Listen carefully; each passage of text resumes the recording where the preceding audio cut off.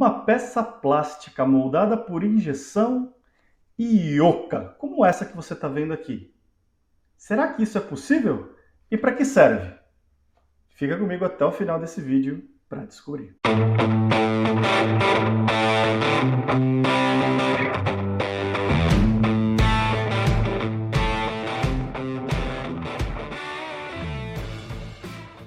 Olá, Ricardo Cusiol com mais um conteúdo que te ajuda a ter sucesso nos seus projetos com polímeros, e no vídeo de hoje nós vamos falar a respeito do processo de injeção bastante especial, que é o processo de injeção assistida por gás, Gas Injection Technology ou Gas Assisted Molding. Então, se você quiser conhecer um pouquinho mais a esse respeito, fica comigo até o final desse vídeo que a gente vai bater um papo bem interessante. E lembrando que esse vídeo é apoiado pela Plastic Solutions, que é uma empresa do meu amigo Fabrício Soprano, que representa tecnologias de processos especiais aqui no Brasil com exclusividade. Entre eles, o processo de injeção assistida por gás. Você está vendo o site deles aí agora, estou mostrando as várias tecnologias que eles têm, inclusive moldagem por injeção assistida por gás. Então, se você gostar dessa tecnologia que você está vendo nesse vídeo aqui, se você tiver alguma necessidade que vem de encontro a essa solução que você está vendo,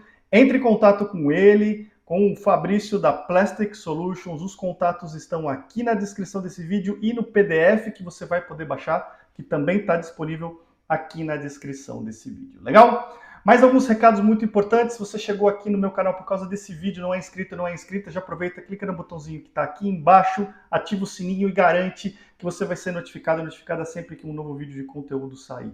E se lembra de me seguir no Instagram também, Ricardo Cusiol lá, porque você vai continuar recebendo uma série de dicas, curiosidades e informação técnica a respeito dos materiais plásticos e também passa a conhecer um pouco mais da minha vida pessoal. Fique atento a todos os links que estão na descrição desse vídeo, porque tem uma série de recursos adicionais de aprendizado, como cursos online, e-books, enfim, uma série de recursos bem interessantes. E se você tem produtos e serviços para a indústria do plástico e quer vê-los anunciados aqui no meu canal, assim como a Plastic Solutions está fazendo com esse vídeo, entre em contato comigo e com a minha equipe. Os links estão aqui na descrição desse vídeo para que a gente possa bater um papo bem interessante e propor alguma forma de fazer a sua publicidade aqui no canal, tá certo? Lembra de curtir esse vídeo e compartilhar com a maior quantidade possível de pessoas que possam se interessar por esse tema, para que a gente possa ganhar relevância e esse vídeo ser entregue cada vez mais pessoas e também disseminarmos o conhecimento a respeito de plásticos da maior forma possível. Legal? Muito bem. Vamos entrar no tema então. Eu estou colocando na tela o PDF que você vai poder baixar para acompanhar esse vídeo. Então nós vamos falar a respeito de injeção assistida a gás ou injeção assistida por gás, é o nome da tecnologia. Lembrando que a gente está em parceria com a Plastic Solutions, que comercializa soluções para esse tipo de processo especial, e o contato dele está aqui na descrição desse vídeo e aparece aqui embaixo de vez em quando no banner, tá certo? Muito bem, o que é injeção assistida por gás, né? Para isso, primeiro eu quero te mostrar um videozinho que você já deve ter visto algumas vezes aqui no canal, para a gente relembrar o processo de injeção convencional, tá? A gente tem aqui uma injetora, como você já conhece, né, esquematizada, funil onde estão os grânulos do material, a rosca de plastificação, canhão aquecido, o molde com a cavidade. E aí, como é que funciona o processo de injeção? Então, a rosca vai rotacionar, exercita a sua criatividade, veja a rosca rotacionando, vai movimentando para trás à medida que o material vai sendo transportado para frente, plastificado e homogeneizado. Depois a gente gera uma pressão, essa rosca avança, gerando a pressão de injeção e fazendo com que o material flua para dentro da cavidade. Mantém-se a pressão por um tempo e depois que a peça está sólida, a gente extrai essa peça e esse processo se repete várias e várias vezes. O que acontece é que, se você percebeu, em algum momento aqui a gente mantém a rosca avançada, mantendo a pressão dentro da cavidade para conformar a peça, o que a gente chama de fase de recalque desse processo. Isso faz com que o material preencha todos os espaços vazios da cavidade, mantendo então uma pressão, contribuindo para a integridade estrutural do material, contribuindo também para que toda a cavidade seja copiada de uma forma satisfatória. O grande problema com isso é que, se você tem espessuras muito grandes na sua peça, você acaba tendo um tempo de ciclo demasiadamente grande e isso acaba muitas vezes inviabilizando o processo. E algumas vezes você quer ter grandes espessuras na sua peça por vários motivos. Por uma questão estética, por uma questão estrutural, ou por uma questão de montagem, enfim, para que você possa ter todos os atributos do seu produto. E nesses casos, quando a gente tem essa necessidade, um processo de injeção convencional pode não ser interessante, como a gente falou, por uma questão de inviabilização financeira, econômica desse processo. Além de alguns outros benefícios que a gente vai falar daqui a pouco. Mas esse foi onde nasceu o processo de injeção assistida a gás. Então vamos dar uma olhada nesse histórico. Nasceu ali na década de 70, com patentes tanto na Alemanha quanto nos Estados Unidos, e aqui você vê uma descrição bem grande do processo de injeção assistida a gás. Eu vou simplificar ele para você. O que é basicamente? O processo de injeção assistida a gás, de forma bem simples, consiste em introduzir uma quantidade controlada de um gás no interior de um polímero fundido, fazendo com que a gente obtenha, como você está vendo aqui, uma peça em corte, uma peça moldada por injeção, porém com o interior oco. Você está vendo aqui que essa espessura que a gente tem aqui, apesar de ser uma grande espessura, no interior dessa peça a gente praticamente não tem material. E isso contribui então para que a gente tenha uma economia de ciclo, uma economia de material, leveza da peça e por aí vai. A gente acaba limitando a espessura da peça a essa espessura que você está vendo aqui e não a toda essa dimensão que a gente vê. Isso traz uma série de benefícios que a gente vai ver daqui a pouco, tá certo? Bom, como é que funciona a injeção assistida a gás? Basicamente, a gente tem a cavidade do molde, assim como a gente tinha aquela cavidade que eu mostrei para você no início, a gente tem um ponto de injeção aqui que leva o material até essa cavidade.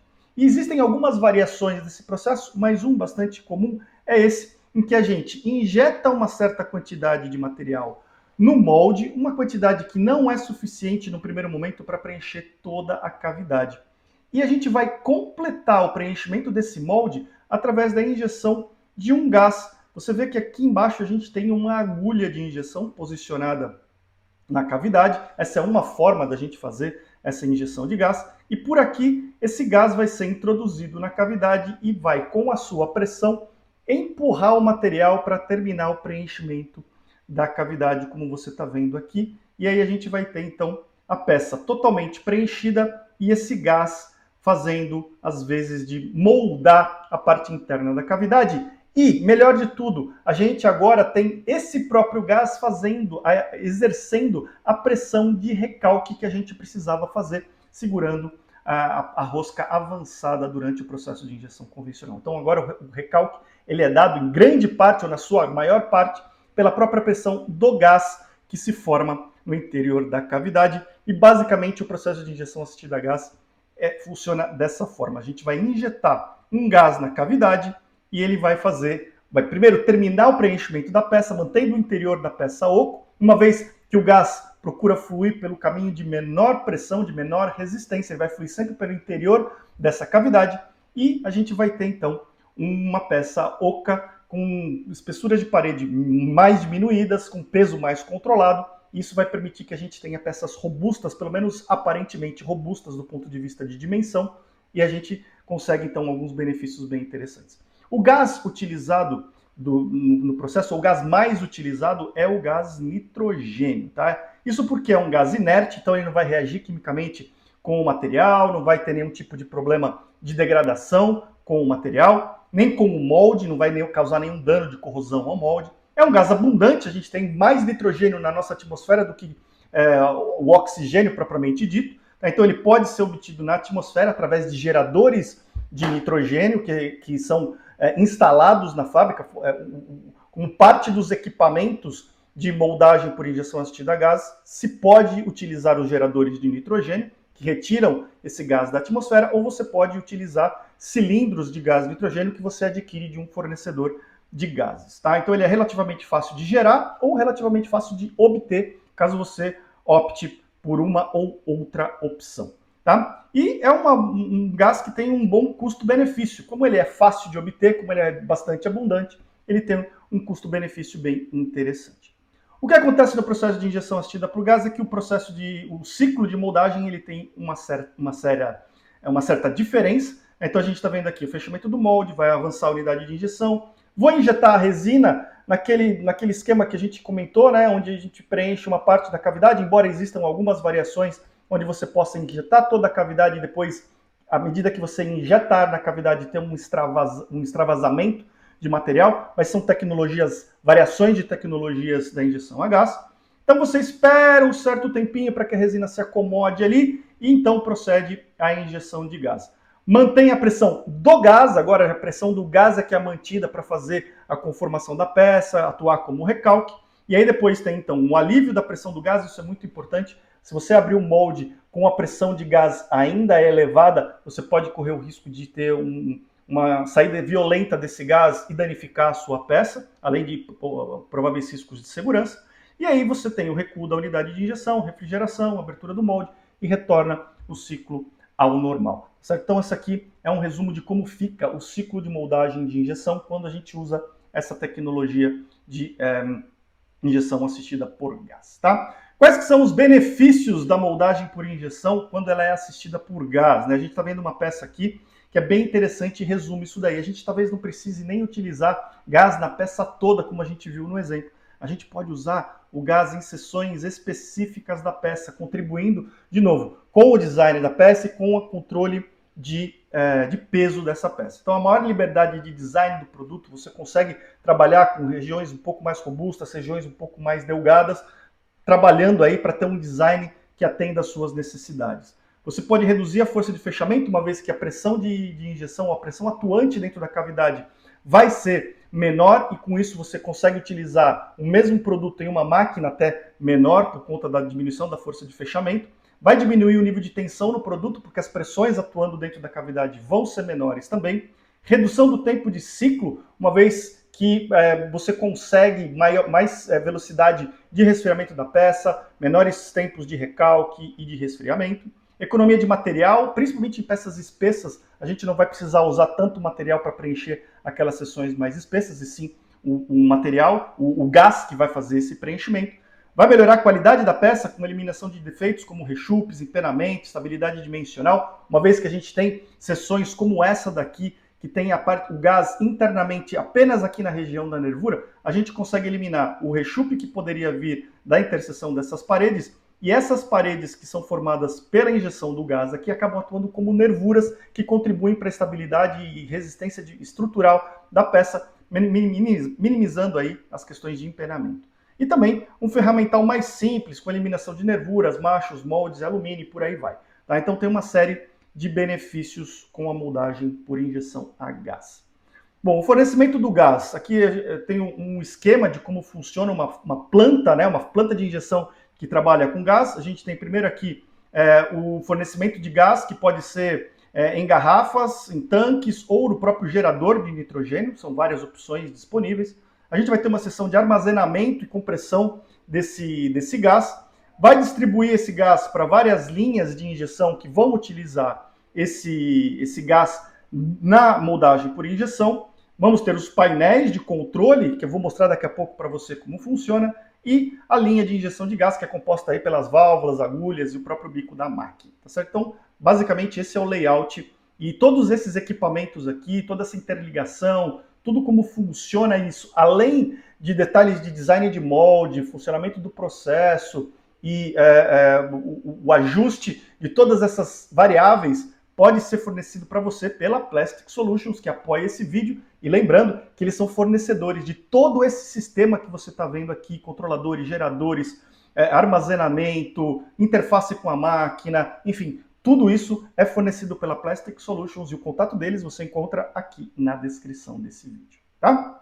Bom, como eu falei, você pode injetar o gás na cavidade do seu molde pelo próprio bico da máquina, tá? Um bico um pouquinho modificado, que tem toda uma válvula aqui, um sistema de válvulas para fazer a injeção do gás por dentro do próprio bico e por dentro do próprio ponto de injeção e dos canais de alimentação, ou você pode ter agulhas estrategicamente posicionadas na cavidade, como foram exemplos que eu mostrei anteriormente. Tá? E aí você vai ter esses pontos de gás exatamente nas regiões que você quer. A gente viu um exemplo aqui onde a gente tinha uma peça e em algumas regiões a gente tinha gás, em outras não, e ali em cada uma dessas regiões você pode ter uma agulha para fazer a injeção do gás e você consegue controlar isso muito bem, tá?